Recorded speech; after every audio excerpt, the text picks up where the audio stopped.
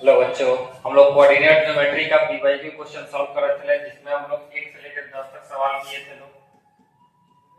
अगला सवाल हम लोग करेंगे 1 से 11 तक। 1 से 11 तक नहीं, 11 से शुरू करेंगे और 11 से बाद से जितना दिया है उसको सॉल्व करेंगे लोग। और फाइंड 11 नंबर सवाल है, find the coordinates of the point which divide the line segment. कोई एक लाइन सेगमेंट है, ए है और एक बी है, ठीक है। उसको 4 इक्वल पार्ट में बांटा जा रहा है। कोई एक लाइन सेगमेंट बना लेते हैं। ये एक लाइन सेगमेंट है, यहाँ पे ए और ये है बी। ए और बी का कोऑर्डिनेट दे दिया है। ए का कोऑर्डिनेट है -2,2 और बी का कोऑर्डिनेट दे दिया है 2,8। इसको 4 इक्वल पार्ट में डिवाइड किया जा रहा है। इक्वल पार्ट में तो एक नाम इसका यहाँ पे ले लेते हैं, के यू एन डी, ठीक है। 1 2 3 4 5 पार्ट बांट दिए। यहाँ पे 4 इक्वल पार्ट है तो ज्यादा ही ले लिए। तो 1 पार्ट 2 पार्ट 3 4 5, 4 पार्ट बांटना है तो 1 पार्ट हटा दिया जाता है। चलो ये ले जाते हैं, इसको 4 पार्ट में बांटते हैं। एक पार्ट, एक यहाँ पे एन और यहाँ पे पी ले लेते हैं। 1 part 2 part 3 part 4 part, 4 part हो गया। तो कह रहा है फाइंड द कोऑर्डिनेट्स, सबका कोऑर्डिनेट्स निकाल देना है। तो इसका कोऑर्डिनेट कुछ मान लेते हैं, एक्स वाई मान लेते हैं। इसका कोऑर्डिनेट एम और एन मान लेते हैं और इसका कोऑर्डिनेट पी और क्यू ही मान लेते हैं। इस सबका क्या करना है, वैल्यू निकाल देना है। तो सबसे पहले सबसे आसान ये होगा कि सर हम लोग एन का कोऑर्डिनेट निकालें। एक तरीका ये है कि सेक्शन फार्मूला लगाते हैं कि यहाँ से ये एक रेशियो में डिवाइड करेगा, क्योंकि इक्वल पार्ट है। तो यहाँ से यहाँ 1 है तो ये 2 1 2 और 3, ये 1 है तो ये 3 रेशियो में। सेक्शन फार्मूला लगा के भी बना सकते हैं। दूसरा तरीका है केवल मिड पॉइंट फार्मूला भी लगाएंगे तब भी ये बन जाएगा। केवल मिड पॉइंट फार्मूला लगाते हैं और बनाते हैं। जैसे ये एन क्या हो जाएगा, ए बी का मिड पॉइंट हो जाएगा, क्योंकि 2 पार्ट इधर है और 2 पार्ट इधर है। n is the midpoint of AB। n क्या हो जाएगा, n is the midpoint, ये midpoint हो जाएगा किसका, AB का। अगर n midpoint हो जाएगा AB का तो midpoint फॉर्मूला लगा लेते हैं। m का कोऑर्डिनेट कितना हो जाएगा, इन दोनों का सम -2 + 2, -2 + 2 बट्टा 2, ऊपर हो जाएगा 0, 0 बट्टा 2 0 हो गया, ठीक है। n का कोऑर्डिनेट निकाला जाए, n का कोऑर्डिनेट ये हो जाएगा 2 + 8, 2 + 8 2 + 8 नीचे 2, ये हो जाएगा 10 बट्टा 2 5। यानी जो n का कोऑर्डिनेट था एकदम आसानी से आ गया मिड पॉइंट से ही कि सर जो n का कोऑर्डिनेट था m और n, तो m का वैल्यू कितना आ गया 0 और n का वैल्यू 5 आ गया। अब इस सवालों के लिए यहाँ पे ये वाला क्या हो जाएगा, के मिड पॉइंट हो जाएगा an के लिए। सिर्फ an के लिए ये के क्या हो जाएगा, मिड पॉइंट हो जाएगा। तो इसका भी यूज हम लोग कर लेते हैं, लिख देते हैं क्या, k is the mid point of, k is the mid point of an। ये an के मिड पॉइंट हो जाएगा। तो यहां से इसका कोऑर्डिनेट निकाल लेते हैं, x = -2 + m, m का वैल्यू कितना है 0, -2 + m बट्टा 2, यानी सर -2 + 0 बट्टा 2, यानी हो जाएगा -1। दूसरा तरीका y का कोऑर्डिनेट अगर निकालने तो यहाँ पे 2 + n, 2 + n बट्टा 2। हम लोग अभी यहाँ पे n का वैल्यू निकाल के आए थे, n का वैल्यू कितना है 5 है और n का वैल्यू 5 है तो यहाँ पे 5 रख देते हैं। तो हो जाएगा 2 + 5 बट्टा 2, यानी कितना हो जाएगा 7 बट्टा 2। यानी अगर k का कोऑर्डिनेट पूछा जाए, k का कोऑर्डिनेट तो कितना हो जाएगा -1, 7 बट्टा 2। एक और यहाँ पे p का कोऑर्डिनेट निकालना था। अब बताओ p किसका मिड पॉइंट होगा, p nb का मिड पॉइंट हो जाएगा। इसके लिए ये क्या हो जाएगा मिड पॉइंट, यहाँ पे मिड पॉइंट फॉर्मूला लगा लेते हैं। चलिए यहाँ पे भी मिड पॉइंट फॉर्मूला लगा लेते हैं और यहाँ पे कोऑर्डिनेट लिख देते हैं। T is the midpoint of NB. T is the midpoint of NB. NB का क्या हो जाएगा? T मिड पॉइंट हो जाएगा। अगर ये NB का T मिड पॉइंट हो जाएगा तो यहाँ से मिड पॉइंट फॉर्मूला लगाते हैं। T इक्वल टू क्या हो जाएगा? M प्लस 2 बट्टा 2। M का वैल्यू निकाल चुके हैं, 0 है, 0 प्लस 2 बट्टा 2 यानी 2 बट्टा 2 कितना आ जाएगा? 1 आ जाएगा। Q का बात किया जाए तो यहाँ पे n प्लस 8 बट्टा 2 हो जाएगा। n का वैल्यू कितना है? n का वैल्यू निकाल लिए हैं लोग 5 प्लस 8 बट्टा 2, 8 5 13 बट्टा 2। यहाँ से हम लोग किसका कोऑर्डिनेट मिल गया? P का कोऑर्डिनेट कितना मिल गया? 1,13 बट्टा 2। तो हमारा जो कोऑर्डिनेट्स निकालना था वो सारा का सारा क्या हो गया? कोऑर्डिनेट निकल गया।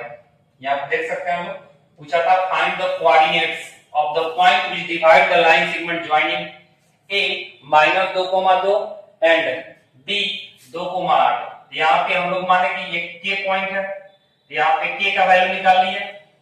K का वैल्यू यहाँ पे है, K का वैल्यू हम लोग यहाँ पे निकाल लिए हैं। और यहाँ पे n माने थे, n मिड पॉइंट हो गया, तो यहाँ पे n का वैल्यू और p का कोऑर्डिनेट यहाँ पे। इसका यूज करके हम लोग p का कोऑर्डिनेट निकाल लेते हैं। T is the mid point of NB। ठीक है, यहाँ तक में कोई दिक्कत तो बोलिए, फिर आगे देखते हैं हम लोग। चलिए इसके आगे देखते हैं हम लोग अगला सवाल। ठीक है, अगला सवाल, find the ratio find the ratio in which the y-axis divide the line segment joining the point। दो पॉइंट दे दिया और इसका क्या कर रहा है? y-axis पास कर रहा है। and find the point of intersection। पहले तो बताना है किस रेशियो में बांटेगा, y-axis जो डिवाइड करेगा, और दूसरी बात उसका जो पॉइंट है जिस पे कट कर रहा है उसका कोऑर्डिनेट क्या होगा। ये कोई लाइन है, मान लेते हैं a और b। a का कोऑर्डिनेट 5, -6 दे दिया। ठीक है, और b का कोऑर्डिनेट कितना दे दिया? -1, -4। ठीक है, एक y एक्सिस पे लाइन, y एक्सिस क्या कर रहा है? इसको डिवाइड कर रहा है। y एक्सिस कहीं पे यहां से पास होगा, इसको मान लेते हैं c। ये किस रेशियो में बांटेगा? तो मान लेते हैं k रेशियो 1 में। Let ab is the line, ये भी एक लाइन है जिसको y एक्सिस क्या कर रहा है? y एक्सिस बांट रहा है सी पॉइंट पे, किस रेशियो में? k रेशियो 1 पे। तो हमको बताना है ये किस रेशियो में बांटेगा, पहले रेशियो बताना है। Find the ratio. रेशियो बताने के बाद से हम लोग बताना है इसका कोऑर्डिनेट कितना होगा। ठीक है, तो कोऑर्डिनेट मान लेते हैं x और y, लेकिन कर किस एक्सिस पे? y एक्सिस पे। जब y की बात करेंगे तो x हमेशा क्या होगा? 0 होगा। y के साथ x का डिस्कशन नहीं करते हैं, तो यहाँ पे x क्या हो जाएगा? 0 हो जाएगा। तो ये 0 और इसका y कुछ होगा। तो यहाँ पे चलिए 0 से ही यूज करते हैं, सेक्शन फार्मूला लगाते हैं। यहाँ पे 0 इक्वल टू k इसके साथ मल्टीप्लाई होगा यानी -k, और ये वाला 1 5 से मल्टीप्लाई होगा तो ये हो जाएगा +5।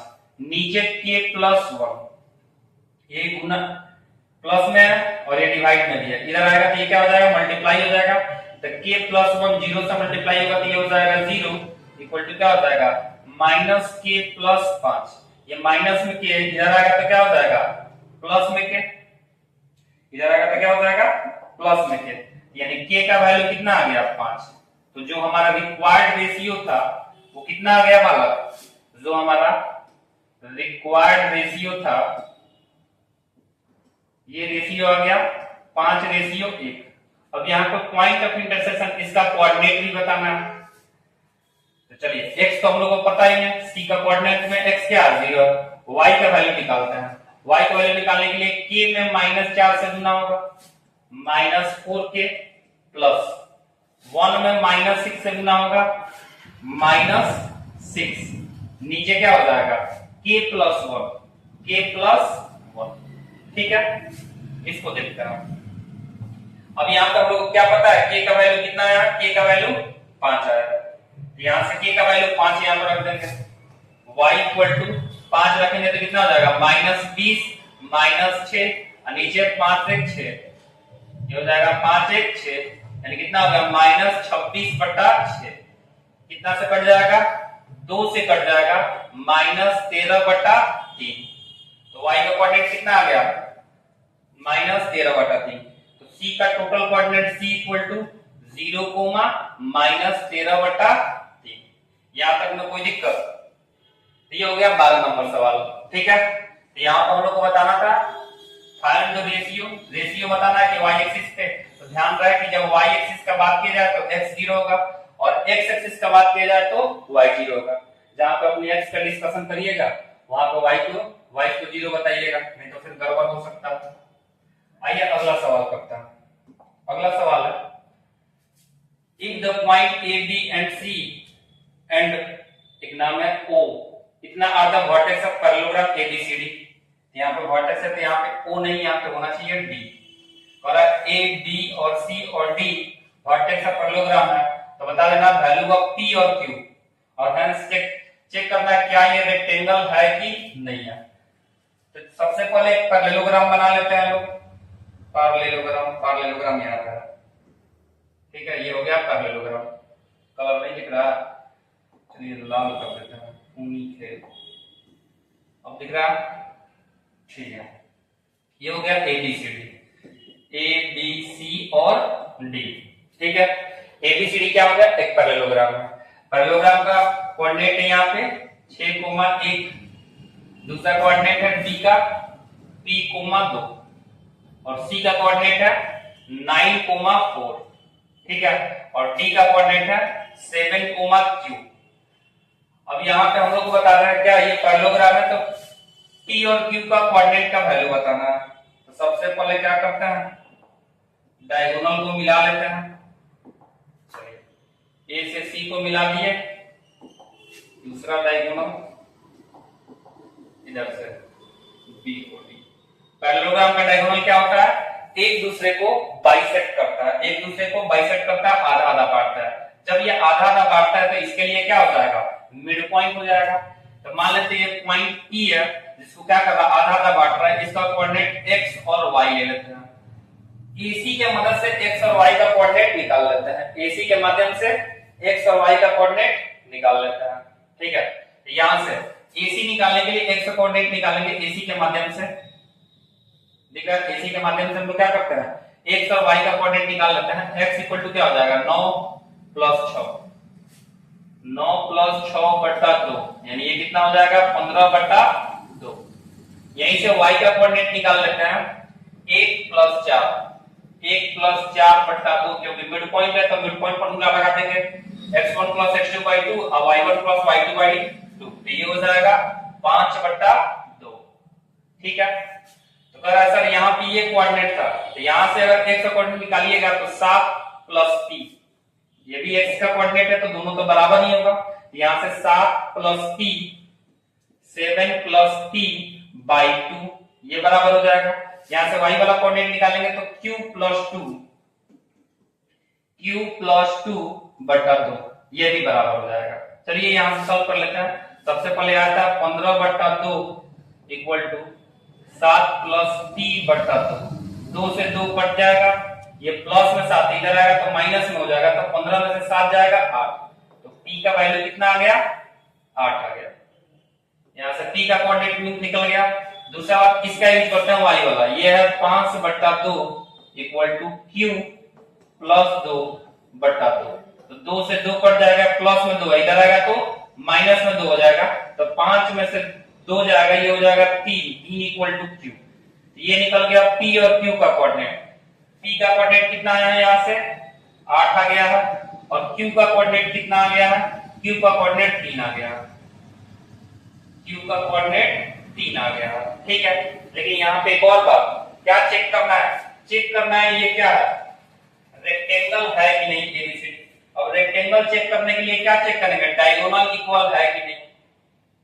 इसको थोड़ा सा छोटा कर लेते हैं हम लोग, फिर देखते हैं। अगर डायगोनल निकालना हो, यहां से क्या निकालना हो, डायगोनल निकालना तो डायगोनल निकालते हैं लोग एसी। एसी किसके बराबर आएगा? अंडर रूट में 9 में से 6 जाएगा, 9 में से 6 जाएगा 3, 3 का स्क्वायर प्लस 4 में से 1 जाएगा 3, 3 का स्क्वायर, यहाँ पे 3 का स्क्वायर 9 अब प्लस 9, 9 9 18 हो गया, रूट में 18, 18 का मतलब 3 रूट 2। ठीक है, अब आते हैं बीडी निकाल लेते हैं। बीडी कितना होगा? अंडर रूट में यहाँ पे हो जाएगा 8 में से, इसमें से इसको घटा लेता है, 7 में से 3 घटाएंगे, 7 में से 3 यानी कि पी का वैल्यू 8 है, तो 7 में से 8 घटाएंगे -1 का स्क्वायर हो जाएगा, यहाँ से 3 में से 2 घटाएंगे 1 का स्क्वायर हो जाएगा, यहाँ से 1 हो गया, यहाँ से 1 हो गया, 1 1 2 रूट 2 आया। डायगोनल्स इक्वल नहीं है, जब डायगोनल्स इक्वल नहीं है तो क्या हो जाएगा? ये पैरेललोग्राम रहेगा, रेक्टेंगल नहीं होगा। यहाँ पे लिख देंगे AB does not equal to AC, ये भी करा, AC does not equal to AC जो है BD के बराबर नहीं आया, hence it is not a rectangle। ठीक है, ये क्या? ये रेक्टेंगल नहीं होगा, कोई दिक्कत? अच्छा नीचे कर देते हैं, ये देखिए, ये सवाल था। सबसे पहले हम लोग को P और Q का वैल्यू निकालना था, तो सबसे पहले हम लोग KC से यहाँ पे मिड पॉइंट फॉर्मूला लगा लिए, तो P का कोऑर्डिनेट निकाल लिए, इसके लिए भी ये मिड पॉइंट होगा, तो यहाँ पे मिड पॉइंट फॉर्मूला लगा, दोनों बराबर कर दिए, तो दोनों से P का वैल्यू 8 आ गया और Q का वैल्यू 3 आ गया। इसके बाद से एक और चीज पूछा था, क्या ये पैरेललोग्राम रेक्टेंगल बन सकता है? क्या ये रेक्टेंगल है? तो इसके लिए रेक्टेंगल होने के लिए क्या होना पड़ेगा? डायगोनल्स इक्वल होना पड़ेगा। तो AC और BD दोनों डायगोनल निकाल के देखें, दोनों डायगोनल इक्वल नहीं आया है। जब डायगोनल इक्वल नहीं आया है तो जाहिर सी बात है क्या होगा? रेक्टेंगल नहीं आएगा। ठीक है, इसका अगला सवाल देखते हैं हम लोग। अगला है, अब 2024 का सवाल आ गया, 25 का पूरा कंप्लीट हो गया। आते हैं 2024 वाला सवाल देखते हैं हम लोग। ठीक है, यहाँ पे पहला असर्शन और रीजन का ही सवाल है। The point which divide the line segment joining the point A and D in the ratio of 1:2 इतना होगा। तो सबसे पहले निकाल के देख लेते हैं हम। एक पॉइंट है A, एक पॉइंट है B। A का कोऑर्डिनेट कितना है? 1,2 और B का कोऑर्डिनेट कितना है? -1,1। ठीक है, और एक लाइन है C जो कितना रेशियो में बांट रहा है? 1:2 में बांट रहा है। इसका कोऑर्डिनेट x और y देख लेते हैं हम। क्या ये सही है? x और y, x निकालने के लिए सेक्शन फार्मूला, इसमें इससे गुना, x इक्वल टू क्या हो जाएगा?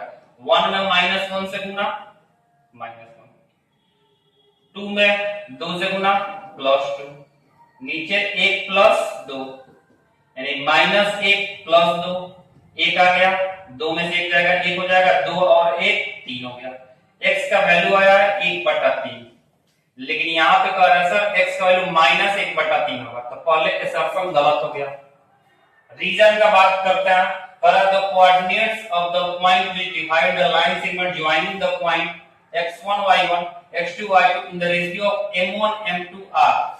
देखिए m2 x1 के साथ जाएगा, हम लोग फार्मूला क्या सेकंड फार्मूला में देखे थे लोग, mx2 + nx1, नीचे में m + n, और y का कोऑर्डिनेट था my2 + ny1, नीचे में m + n। ये फार्मूला यूज करते थे लोग कब?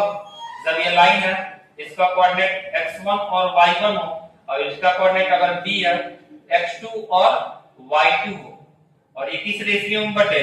ये बटे k में रेशियो n में, और इसका कोऑर्डिनेट x और y, तो ये वाला इसके साथ गुना होता था और ये वाला इसके साथ गुना होता था। इस तरह हम लोग x का वैल्यू mx2 + nx1 बटा m + n करते थे, और यहाँ पे भी y का कोऑर्डिनेट में my2 + ny1, नीचे में m + n करते थे। ठीक है, तो ये यहाँ पे फार्मूला सही लिखा है, m1 के साथ x2 और m2 के साथ x1, नीचे m + n, ये भी सही है, ये भी सही है। यानी इसका अगर बात की जाए तो ऑप्शन डी हो जाएगा। ऑप्शन डी में क्या? असर्शन तो गलत हो गया, लेकिन रीजन जो है वो सही है। है, आगे देखते हैं हम लोग। अगला सवाल है, find the relation between X and Y. X और वाई के बीच में रिलेशन बताना है। A point x and y equidistant from the point A and B। equidistant के मतलब बराबर दूरी।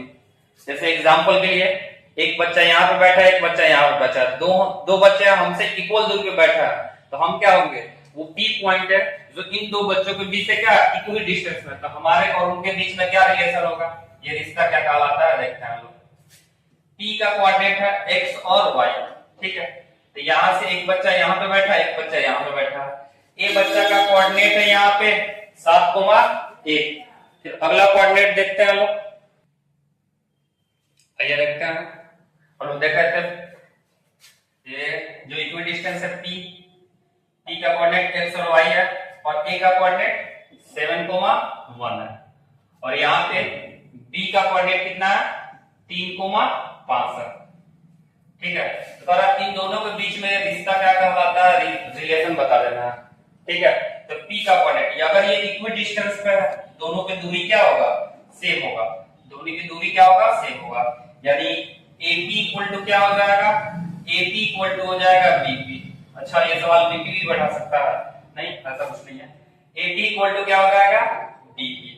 तो sir AP equal to BP है, दो चीज इक्वल है तो इसका स्क्वायर भी इक्वल होगा, AP square equal to BP square. चलिए डिस्टेंस फार्मूला लगा देते हैं, डिस्टेंस फार्मूला लगाएंगे, लेकिन यहाँ पे देखिए AP नहीं AP स्क्वायर निकालना है, तो रूट लिखना कोई जरूरत नहीं है, यहाँ पर डायरेक्ट घटा लेंगे। x में से 7 जाएगा का होल स्क्वायर, प्लस y में से 1 जाएगा y माइनस 1 का होल स्क्वायर, इक्वल टू यहां से जब घटाएंगे तो ये क्या हो जाएगा, x माइनस 3 का whole square plus y minus 5 का होल स्क्वायर। हम लोग डिस्टेंस फार्मूला में ये जो अंडर रूट लिखते हैं यहाँ पे, ये हम अंडर रूट नहीं लिखे हैं, क्यों, क्योंकि पहले ही क्या कर दिया है, स्क्वायर कर दिया है, तो दोनों में से रूट हटा देते हैं, ठीक है। अब इसको सॉल्व कर देते हैं। अब इसको सॉल्व करेंगे तो जो रिलेशन आएगा, जो रिश्ता आएगा वही आंसर हो जाएगा, क्योंकि यहाँ पे रिलेशन नहीं पूछा, a माइनस b का होल स्क्वायर, यहाँ पे हो जाएगा x square plus 49 minus 14x, a square plus b square minus 2ab। यहाँ से क्या हो जाएगा y square plus 1 minus 2y equal to, यहाँ से a माइनस b का whole square x square plus 9 minus 6x, और यहाँ सॉल्व करेंगे तो ये हो जाएगा y square plus 25 minus 10y, ठीक है। अब यहाँ पे देखते हैं लोग कौन कौन कर सकता है, आपकी x एक x से कट गया, y से कट गया, अब यहाँ से बचा क्या 49 एक 50, 50 माइनस 14x, यहाँ से माइनस 2y इक्वल टू, यहां से देखा जाए तो 25 9 25 9 34 हो जाएगा, माइनस 10y माइनस 6x। इसको इधर और सबको उधर ले जाते हैं, ये 50 में से 34, 50 माइनस 34 हो जाएगा, ये माइनस में 14x है, प्लस में उधर जाएगा 14, तो यहाँ पे हो जाएगा 14x प्लस में 14x प्लस में, अब पहले से तैयार लिखा है माइनस में 6x, यहाँ पे माइनस 2y इधर जाएगा तो प्लस में 2y, अब माइनस ये क्या हो जाएगा 8y। तो ये सॉल्व करते हैं, ये 50 में से 34 जाएगा तो कितना हो जाएगा 16, और यहां से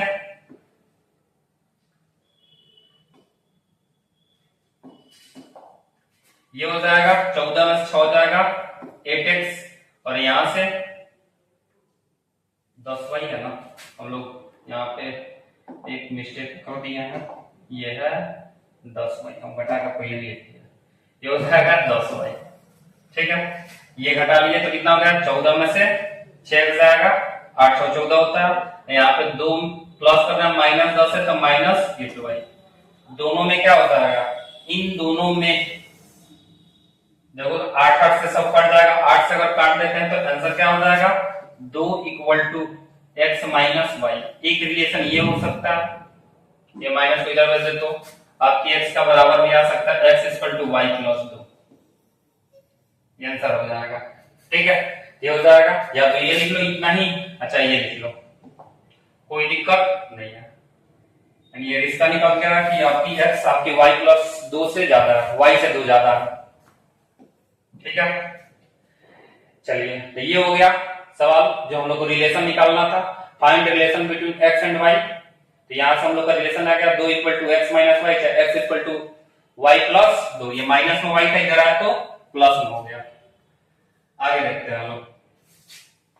अगला है point A and D lie on the circle with the center in the such that AB is the diameter of the circle, AB diameter है। तो कह रहा है find the value of y। पहले तो y का वैल्यू बता देना है और उसके बाद से also find the radius of the circle. तो चलिए थोड़ा सर्कल बनाते हैं हम लोग, गोल गोल सा सवाल, गोला बना लेते हैं हम लोग। ये हो गया गोला। ठीक है, एक डायमीटर भी बना लेते हैं हम लोग। ये हो गया डायमीटर और यहाँ पे ये हो गया सेंटर। अब इस सर्कल में एक पॉइंट ए है, ये पॉइंट ए हो गया, ये हो गया -1 कोमा y। ठीक है, पर एक पॉइंट बी है तो सर यहाँ पे हो जाएगा बी, इनकी बी भी 5,7 बी पॉइंट हो गया। ठीक है, एक पॉइंट ओ है, ओ क्या है सेंटर है, ओ है सेंटर, ये हो जाएगा ओ और ओ का कोऑर्डिनेट हो जाएगा 2,-3y। ठीक है, ए बी डायमीटर है ये तो पता चल गया। तो यहाँ का y का वैल्यू बता देना है और रेडियस निकाल देना है। तो y का वैल्यू बिल्कुल आसानी से निकल जाएगा, मिड पॉइंट फार्मूला। यहाँ पे x का कोई बात ही नहीं है, हम लोग सीधे क्या करते हैं y की बात करते हैं y से, क्योंकि y का ही कोऑर्डिनेट निकालना है तो y का कोऑर्डिनेट निकाल लेते हैं हम। मिड पॉइंट फार्मूला यहाँ पे आंसर कितना दिया है -3y। ये हो जाएगा मिड पॉइंट हो जाएगा किसका, AB का मिड पॉइंट होगा। O is the midpoint of AB, O is the midpoint of AB। AB का मिड पॉइंट क्या हो जाएगा, O हो जाएगा। O अगर मिड पॉइंट हो जाएगा तो जाहिर बात है मिड पॉइंट फार्मूला लगा देंगे लोग। मिड पॉइंट फार्मूला यहाँ पे क्या दे दिया, -3y इक्वल टू क्या हो जाएगा, इसको और इसको जोड़ेंगे y प्लस 7/2 कर देंगे। ये 2 डिवाइड में इधर आएगा तो मल्टीप्लाई में हो जाएगा, 2 से गुना होगा तो -6y equal to y plus 7। ये प्लस में इधर आएगा तो माइनस में, और 6 को माइनस में y है, एक और आ जाएगा तो एक और माइनस हो जाएगा, यानी -7y इक्वल टू 7। यहाँ से y का वैल्यू बता सकते हैं सर, y का वैल्यू हो जाएगा अगर -7 से इधर डिवाइड करते हैं तो -1। y का वैल्यू कितना हो जाएगा, -1। ये हो गया y का वैल्यू। y का वैल्यू निकल गया तो यह ऐसी बात है रेडियस निकालना है। पर आप find the radius of the circle. अब रेडियस निकालना है तो यहां से OA निकाल लो चाहे OB निकाल लो, जो आपकी इच्छा। चलिए हम लोग OB ही निकाल लेते हैं, OB इक्वल टू √, में यहां से क्या हो जाएगा, 5 में से 2 हो जाएगा, 3 का स्क्वायर, 5 में से 2 जाएगा तो 3 बचेगा, 3 का स्क्वायर हो जाएगा। 7 में से माइनस करेंगे -3, ऐसे -1 y का वैल्यू यहाँ पे कोऑर्डिनेट निकालना चाहो, ये हो जाएगा -3 इंटू -1। ये कितना हो जाएगा बाबा, ये हो जाएगा 3, माइनस प्लस हो गया, यानी y का कोऑर्डिनेट 3 है तो 7 में से 3 घटाएंगे, ये 4 का स्क्वायर, ये हो जाएगा 3 का स्क्वायर 9, 4 का स्क्वायर 16। ऐसे भी देख सकते थे 3 4 5 होता है ट्रिपलेट। ये हो जाएगा 16 और 9 25, और 25 का मतलब 5 यूनिट। रूट में है तो बाहर निकलेगा तो 5 यूनिट। हम लोग क्या निकल गया, डिस्टेंस भी निकल गया। यहां तक कोई दिक्कत, आगे देखा जाए। अगला सवाल है ये भी 3 नंबर का सवाल है, और सवाल में find the ratio in which the lines in joining the point 5 और 3 दे दिया है, और क्या क्या दे दिया, 5 और 3 और -1,4 डिवाइडेड बाय y एक्सिस। फिर y की बात होगी तो x 0 कर देंगे। तो यहाँ पे एक लाइन बना लेते हैं, यहाँ पे हो जाएगा a और यहाँ पे हो जाएगा b। a का कोऑर्डिनेट 5,3 ले लेते हैं और b का कोऑर्डिनेट -1,6। मतलब फाइंड द रेशियो, रेशियो ही बताना है in which the line segment joining the point, ठीक है, सिर्फ रेशियो बता देना है। तो मान लेंगे y एक्सिस जो है इस पॉइंट को यहां C से पास कर रहा है, और किस रेशियो में, k रेशियो 1 में, k रेशियो 1 में पास कर रहा है। यहां तो कोऑर्डिनेट किससे पास कर रहा है, y एक्सिस पास कर रहा है ना, डिवाइडेड बाय y एक्सिस है, तो y एक्सिस है तो x क्या होगा, 0 होगा, और ये y को y ले लेते हैं, कुछ कोऑर्डिनेट होगा y का। चलिए यहां से x का कोऑर्डिनेट निकाल कर देख लेते हैं हम। x का कोऑर्डिनेट निकालना आसान है, यहां से x इक्वल टू 0 दे दिया, सेक्शन फार्मूला, k को x वाले के साथ गुना होगा तो माइनस k, और 1 को 5 के साथ गुना होगा तो ये प्लस, ये माइनस में इधर आएगा तो प्लस में k का वैल्यू 5, यहां से क्या आ गया, ये तो हो गया, सिर्फ वही सवाल आ गया, k का वैल्यू 5 है तो रिक्वायर्ड रेशियो क्या हो जाएगा, रिक्वायर्ड रेशियो जो है 5 रेशियो 1 आएगा।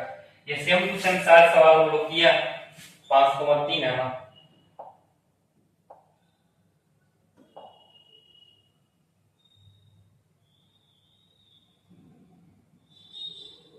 ये नहीं था, इसके पहले शायद पास का ये तो ये वाला, find the ratio in which y से डिवाइड द लाइन सेगमेंट 5 को माइनस से, ऐसा ही सवाल था, पॉइंट ऑफ इंटरसेक्शन भी था तो हम लोग यहाँ पे लेता, हमको लगा यही सिर्फ सवाल है। चलिए आगे सवाल देखते हैं। ये वाला हो गया,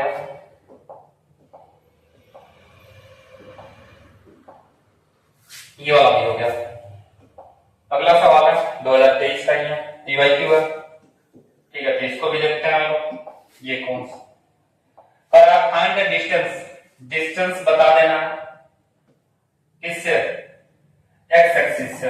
कल भी बताते एक्स एक्सिस से अगर डिस्टेंस बताना है, कोऑर्डिनेट को दिया तो y वाला वैल्यू दे देते हैं 7। एक तरीका और है, खाली ग्राफ बना लेते हैं हम, यहाँ पे किसको रिप्रेजेंट करना है, -1,7 को, यानी y पे 7 होगा, इस पे 1, तो ये हो जाएगा, यहाँ पे कहीं पे 7 होगा, तो यहाँ पे इसका कोऑर्डिनेट क्या होगा, -1,7। तो एक्स एक्सिस से इसका पॉइंट का डिस्टेंस क्या होगा, तो सर ये डिस्टेंस जो था अभी 7 यूनिट था, ठीक है, कितना हो जाएगा, 7 यूनिट हो जाएगा, ठीक है। ये कल भी सवाल किए थे, अगर एक्स एक्सिस से पूछा तो y का आंसर देंगे, अगर यही बात यहाँ तो y एक्सिस लिख देता तो -1 हो जाता, -1 डिस्टेंस बोल रहे हैं तो 1 यूनिट लिखेंगे, ठीक है। अगला सवाल एसर्शन और रीजन होगा, पर the point 0,2 is point P है, एसर्शन में दिया point P 0,2 is the point of intersection on the y axis on the line इतना। उसके बाद करा रीजन है, the distance of the point P from the x axis is 2 unit, यहाँ पे तो रीजन सही है, अगर इस पॉइंट से बात किया जाए तो 0,2 है, y एक्सिस से डिस्टेंस पूछा तो x एक्सिस से डिस्टेंस पूछा तो y वाला आंसर देंगे। ये तो यहाँ पे क्या कर दिया, एसर्शन सही लिखा है, लेकिन यहाँ एसर्शन कर रहा है, रीजन सही लिखा है, एसर्शन की बात करते हैं। चलिए हम लोग को यहाँ से पता चल गया क्या कि जो रीजन है वो सही है, कि रीजन सही है। दूसरी बात, पॉइंट कितना, point of intersection y axis with the line, क्या ये इसको कट करेगा, तो पॉइंट वैल्यू डाल के रख देते हैं, यहाँ पे 3x + 2y = 4 है, इस कोऑर्डिनेट को रखते हैं, अगर इसके में होगा तो कट करेगा। x का वैल्यू कितना है, 0 है, x का वैल्यू यहाँ पे 0 रखेंगे तो ये वाला हो जाएगा 0, ठीक है, ये कितना हो जाएगा, 0 हो जाएगा, ठीक है। y का वैल्यू कितना रखना है, 2 रखना है, y का वैल्यू 2 रखेंगे तो ये कितना हो जाएगा, 2 × 2, ये हो जाएगा 4। ये भी क्या है, एसर्शन भी सही है, एसर्शन सही है, रीजन सही है, लेकिन क्या ये इसको एक्सप्लेन कर पा रहा है, नहीं एक्सप्लेन कर पा रहा है। ये तो डिस्टेंस पूछ रहा है, एक रिलेशन दिया है, यहाँ पे एसर्शन भी सही है, रीजन भी सही है, लेकिन करेक्ट एक्सप्लेनेशन नहीं है। Both assertion and reason are true but reason is not correct explanation, तो ऑप्शन क्या हो जाएगा, असर्शन सही होगा, रीजन भी सही अपने हिसाब से, लेकिन रीजन क्या उसको करेक्ट नहीं कर रहा, करेक्ट एक्सप्लेन नहीं कर रहा। ठीक है, अगला सवाल देखते हैं हम लोग। 3 नंबर सवाल है, what are the distance between the point -6 और 8 फ्रॉम ओरिजिन। ओरिजिन से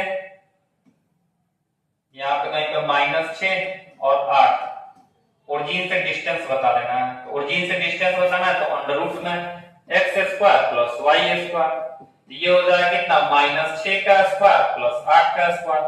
6 और 8 10 होता है, क्योंकि 6 का स्क्वायर 36 हो जाएगा, 8 का स्क्वायर 64 हो जाएगा, ये हो जाएगा 64। दोनों को जोड़ देंगे तो 100 हो जाएगा, और 100 हो जाएगा रूट से बाहर निकलेगा तो 10 हो जाएगा। कितना हो जाएगा, 10 हो जाएगा। ठीक है, अगला सवाल देखते हैं हम। अगला सवाल है पॉइंट, द पॉइंट -4। देखिए 3 पॉइंट है, इसमें बताना है राइट एंगल ट्रायंगल है, आइसोस्केलस है, इक्विलैटरल है, स्केलेंट ट्रायंगल है। तो जाहिर सी बात है एक ट्रायंगल है जिसका कोऑर्डिनेट ए बी सी मान लेते हैं। ए का कोऑर्डिनेट -4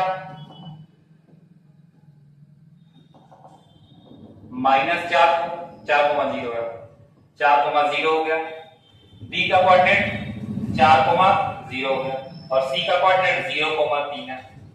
ये देखिए आइसोस्केलस है, क्योंकि जितना ये माइनस में है उतना ये प्लस में है, तो ये वाला क्या होगा, इक्वल होगा। लेकिन ऐसे देख के आइसोस्केलस तो कर सकते हैं, कोई इशू नहीं है। क्योंकि यहाँ पे देखो कोऑर्डिनेट बनाओगे तो यहाँ पे एक पॉइंट है -4,0 और एक कोऑर्डिनेट यहाँ पे है 4,0, तो यहाँ से ये दूरी और ये दूरी बराबर हो गया। यहाँ पे कोई पॉइंट है y एक्सिस पे 0,3, ये यहां से एक ट्रायंगल बन जाएगा।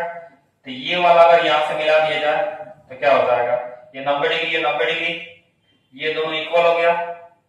ठीक है, साइड एंगल साइड और साइड एंगल साइड से दोनों ट्रायंगल कॉन्ग्रुएंट हो जाएगा, इसलिए ये दोनों साइड बराबर हो जाएगा, और ये बराबर होते ही क्या हो जाएगा, आइसोस्केलस हो जाएगा। लेकिन हम लोग डिस्टेंस फार्मूला यूज कर लेते हैं, ऐसे तो आंसर निकल गया, लेकिन खाली डिस्टेंस फार्मूला यूज कर लेते हैं। हो सकता है आइसोस्केलस राइट एंगल हो सकता है, आइसोस्केलस ना हो इक्विलैटरल ट्रायंगल भी हो सकता है, स्केलेन तो नहीं होगा, ऐसे ही कट गया, स्केलेन कभी हो नहीं सकता।